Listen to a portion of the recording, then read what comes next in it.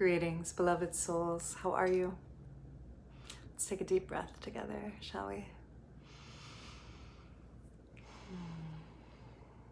Welcome. My name is Michelle Coutinho. I am an intuitive healer, a transformational coach, and I teach a process called vocal alchemy and embodiment. And today I am here to teach you, or to share with you, my thoughts about forgiveness. Because forgiveness for me, in my inner experience, has been coming up so much this week that I had to share it. I had to make a video about it.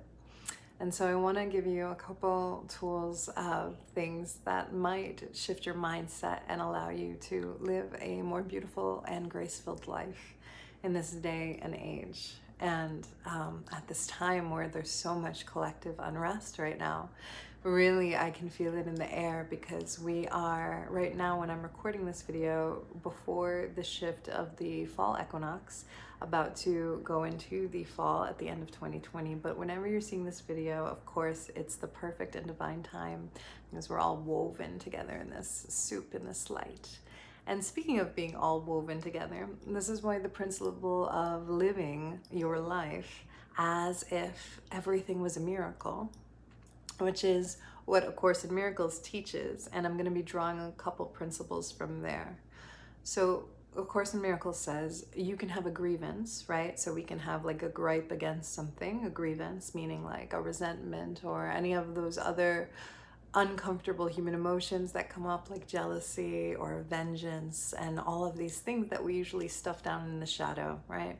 But they're authentic in the sense that they are a part of the human experience, and we have wounds and traumas and things that we grow up with, trauma from our parents and from past lives. And that's a lot of what my work does. It unlocks all of these stuck energies and resentments in our bodies, in our beings, in our auric fields. This is a fact of life, right?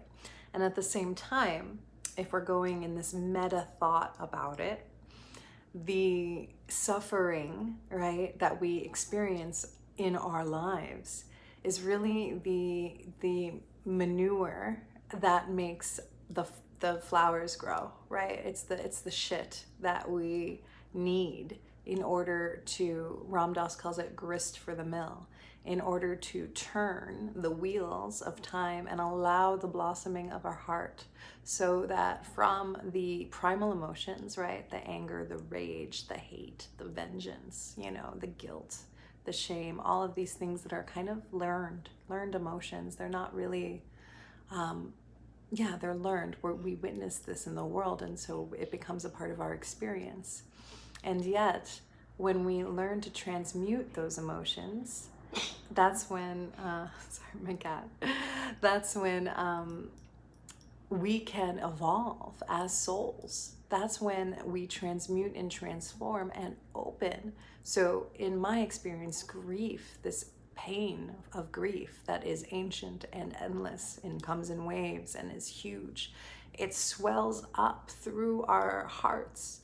And then once we process that pain, our hearts are so much more compassionate, and we flower open, and we're able to hold space in a way that we may have not been able to before, because we didn't experience something from that depth. And so we can either have the grievance, right, the stuck emotion, or we can have a miracle, which is, a miracle is grace that comes from the intelligence of the universe, the force that we call God, the infinite potency and potential and synchronicity, the electricity that weaves together all things in its own intellect, in its own knowledge of what is healing, in its own way of like attracts like, and all of the laws of the universe. We can open up for that potency and that potential to be there and to happen, but we cannot have both. And so walking and living and being an embodiment of a state of forgiveness is really a call of right relationship to the world, to humanity, to the divine, if we can embody that. Now, something that I've discovered this week, which is probably true for most of us, a lot of us are walking around in a state of victim consciousness. which means that the world and the suffering and all of the things happen to me, and I am the victim of these things. And oh, isn't poor me, isn't it so terrible that this always happens? And it perpetuates a cycle of negative thinking that either I am being perpetrated against, or I will be the perpetrator, or I will get attention because I am the victim of life. But that gives a lot of our power away. And so if we can flip it, if we can take our power back from those control dynamics of being so afraid that we're going to lose things, and surrender, this is huge, to the spaciousness of I don't know, and I'm going to live my life as a vessel of healing, a vessel of the oneness of all things, in service to it, and life is going to serve me. And if I have things that I don't like, and there's contrast and there's suffering, so be it, because that is going to be lessons for me, and I'm going to learn from those experiences. And that's the point of life. And I will forgive when I feel perpetrated against. I will forgive because I know that that brother and myself are the same, are one. And I can live in a state of forgiveness. Now, when something happens to us that is so unforgivable, it's not as easy as I'm making it out to be. And these things take time. So I don't want to spiritual bypass or gloss over, but I do want to talk about the shift of consciousness between seeing yourself as a victim of life, kind of in your day-to-day life, which is something, I mean, I myself have been guilty of. Like, it's not, I'm on this walk with all of you. I just want to share what my insights are. So it's really valuable, I think, to notice and to catch ourselves when we're overly dramatizing our scenarios versus like really truly living an embodied spiritual life, which is to be spacious and to not be clinging and to not be controlling. And from that spaciousness and that neutral space of the witness consciousness, and developing that witness consciousness self, anchoring into the earth, feeling that grounded and rooted quality, and then from there really embodying who you are, embodying the grace of all that is, and seeing this divine drama with a little bit more space, a lot less gripping, a lot less holding on, more neutrality and more presence. And it's not easy. What I'm talking about isn't easy, because the person that we have to forgive the most usually is ourselves. And we have to walk in that state of reverence for ourselves and practice that. Yeah, it's not easy, but it'll help.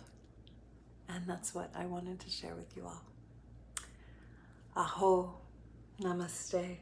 And so it is. It's a joy, a deep joy to share all of this with you in this way. And I just want to offer you to take a moment to breathe. May you be blessed. May you walk as if you have wings on this earth, and may you remember who you are. May you remember who we are to each other, and may we be in a space of forgiveness on this earth so that we can serve this earth and love this earth and be one with all things in this moment, here and now. If you would like to share your thoughts about this video, please do so in the comments below wherever you're seeing it. I love to hear from you about what your thoughts are with your forgiveness practice in yourself. If you can't, what your relationship to all of these things are. And if you're interested in my vocal alchemy work, I would love to hear from you also. So please shoot me a direct message wherever you're seeing this video. Sending you all my love. Aho.